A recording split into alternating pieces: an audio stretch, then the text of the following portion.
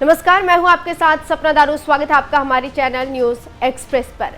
दिल्ली की सियासत में एक बार फिर अंदरूनी घमासान तेज हो गया है और इस बार निशाने पर है खुद आम आदमी पार्टी के बड़े चेहरे राज्यसभा सांसद राघव चड्ढा। वो राघव चड्ढा जो कभी केजरीवाल के सबसे भरोसेमंद सिपाही माने जाते थे, आज उसी पार्टी के निशाने पर है। राघव चड्ढा पर आरोप है कि मोदी से डर गए हैं, देश के मुद्दों पर चुप रहते हैं, संसद में समय मिलता है तो समोसे सस्ते कराने में लगा देते हैं। अब सवाल यह है, क्या यह सिर्फ नाराजगी है या फिर आप में कोई बड़ा राजनीतिक विस्फोट होने वाला है?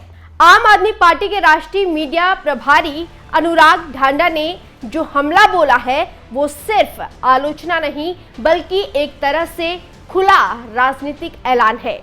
इसकी शुरुआत अचानक इस बात से होती है कि 2 अप्रैल को मीडिया में खबर चली कि राज्यसभा सचिवालय को आम आदमी पार्टी ने चिट्ठी लिखकर राघव चड्ढा को उपनेता पद से हटाने का अनुरोध किया और उनकी जगह पंजाब से राज्यसभा सांसद मित्तल को नया उपनेता बनाने की बात कही है। फिर क्या था, हंगामा खड़ा हो गया और तरह तरह की बातें होने लगी और आखिरकार शाम को राज्यसभा सांसद राघव चड्ढा ने इसका सोशल मीडिया से जवाब दिया। मुझे जब जब पार्लियामेंट में बोलने का मौका मिलता है मैं जनता के मुद्दे उठाता हूँ और शायद ऐसे टॉपिक्स उठाता हूँ जिसे आमतौर पर संसद में नहीं उठाया जाता है। लेकिन क्या जनता के मुद्दे उठाना, पब्लिक इश्यूज पे बात करना कोई अपराध है? क्या मैंने कोई गुनाह कर दिया, कोई गलती कर दी? Have I done something wrong? ये सवाल आज मैं इसलिए पूछ रहा हूँ क्योंकि आम आदमी पार्टी ने राज्यसभा सेक्रेटेरिएट को ये कहा है कि राघव चड्ढा के पार्लियामेंट में बोलने पर रोक लगा दी जाए। जी हाँ, आम आदमी पार्टी ने पार्लियामेंट को ये सूचित किया है कि राघव चड्ढा को पार्लियामेंट में बोलने का मौका ना दिया जाए। अब भला कोई मेरे बोलने पर रोक क्यों लगाना चाहेगा? मैं तो जब बात करता हूं देश के आम आदमी की बात करता हूं।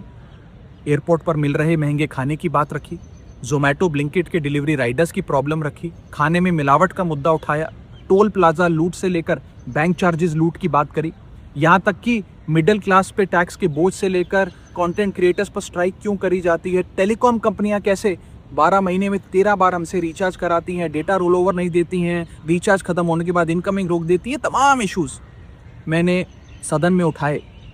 और ये मुद्दे उठाने के बाद देश के आम आदमी का तो फायदा हुआ, लेकिन इससे आम आदमी पार्टी का क्या नुकसान हुआ? भला कोई मुझे बोलने से क्यों रोकना चाहेगा? कोई मेरी आवाज को क्यों बंद करना चाहेगा? खैर, आप लोग मुझे अनलिमिटेड प्यार देते हैं। मैं जब जब आपके मुद्दे उठाता हूं, आप मुझे सपोर्ट करते हैं, मुझे शाबाशी देते हैं, मेरा हौसला बढ़ाते हैं। मैं आपको कहना चाहता हूं थैंक यू। ऐसे ही मेरा हाथ और मेरा साथ थामे रखिएगा, छोड़िएगा मत। मैं आपसे हूं और मैं आपके लिए हूं।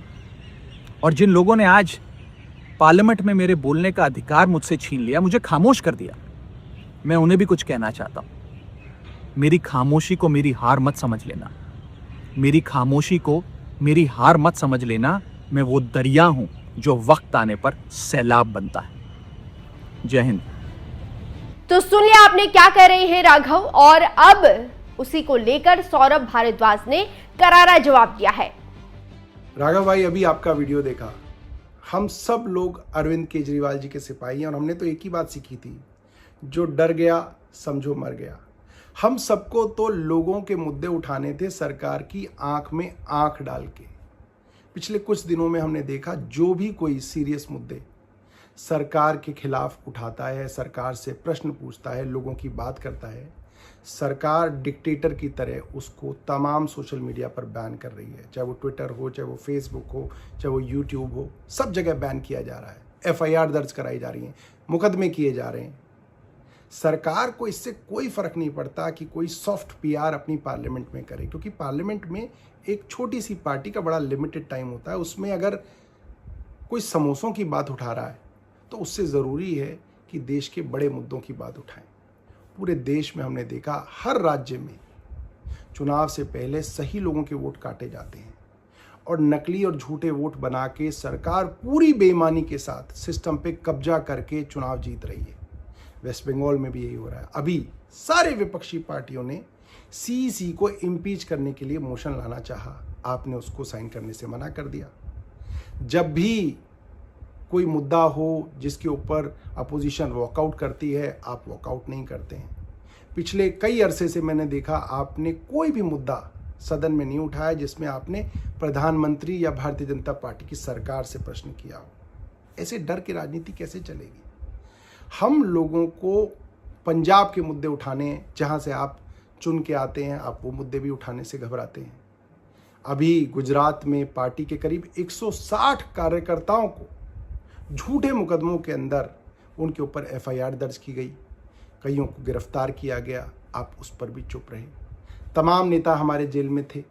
अरविंद केजरीवाल जी को बतौर चीफ मिनिस्टर सरकार ने एक झूठे मुकदमे में गिरफ्तार कर लिया। आप उस समय भी जो है देश में नहीं थे, आप कहीं जाके छिप गए। मेरा मानना ये है कि देश के लिए असली मुद्दे हमें निडरता से और साहस से उठाने पड़ेंगे और भारतीय जनता पार्टी की आंख में आंख डाल के आपको मुद्दे उठाने पड़ेंगे। वरना देखिए, आपकी जो सॉफ्ट मुद्दे हैं उनसे उनको कोई फर्क नहीं पड़ता, बल्कि भारतीय जनता पार्टी तो कल से आपको सोशल मीडिया पे सपोर्ट कर रही है। आप इसके बारे में सोचिएगा और देखिएगा कि आप कहां से चले थे और कहां आ गए, और देश को किन चीज़ों की ज़रूरत है और आप कैसे बेहतर कर सकते हैं। धन्यवाद। तो सुन लिया आपने क्यों राघव हटाए गए हैं और इसका कारण क्या है। लेकिन राजनीति जितना आप आसान समझते हैं उतना आसान नहीं होता है। जानकारों का कहना है कि दरअसल राघव चड्ढा पंजाब से राज्यसभा सदस्य है। राघव चड्ढा एक समय में आप संयोजक अरविंद केजरीवाल के करीबी विश्वास पात्र माने जाते थे, मगर बीते कुछ समय से राघव चड्ढा और आप के बीच तलवारें खिंच गई हैं। कारण है कि राघव चड्ढा को आपने राज्यसभा में डिप्टी लीडर पद से हटाया, तो राघव चड्ढा ने भी आपसे दुश्मनी के संकेत वीडियो के जरिए दे दिए। इतना ही नहीं, आम आदमी पार्टी का मानना है कि राघव चड्ढा पार्टी का स्टैंड नहीं रख पाते हैं।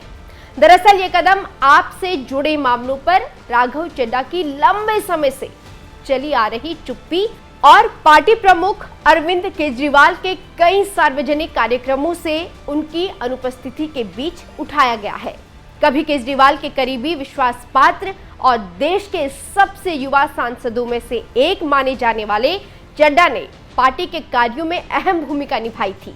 शराब नीति मामले 2024 में केजरीवाल की गिरफ्तारी के समय राघव चड्ढा मेडिकल कारणों से विदेश में थे। अरविंद केजरीवाल की लगभग 6 महीने की कैद के दौरान राघव चड्ढा देश से बाहर ही रहे और 13 सितंबर 2024 को उनकी रिहाई के कुछ ही दिनों बाद उनसे मिले। दिल्ली की एक अदालत द्वारा आबकारी मामले में केजरीवाल, पूर्व मुख्यमंत्री मनीष सिसोदिया और आपके अन्य नेताओं को पिछले महीने बरी किए जाने पर चड्ढा ने चुप्पी साधे रखी। अदालत से राहत मिलने के बाद केजरीवाल की पत्रकार वार्ता और जंतर मंतर पर हुई रैली में भी वो शामिल नहीं हुए। पार्टी नेताओं ने दावा किया है कि चड्ढा को अन्य राज्यों में पार्टी के चुनाव प्रचार अभियानों और संगठनात्मक कामों से धीरे धीरे अलग किया जा रहा है। हालांकि वो संसद के भीतर और बाहर मुखर रहे हैं, तो दोनों तरफ से आरोप प्रत्यारोप जारी है। देखना होगा कि होता क्या है, लेकिन अब लग रहा है कि स्वाति के बाद राघव आम आदमी पार्टी छोड़कर चले जाएंगे।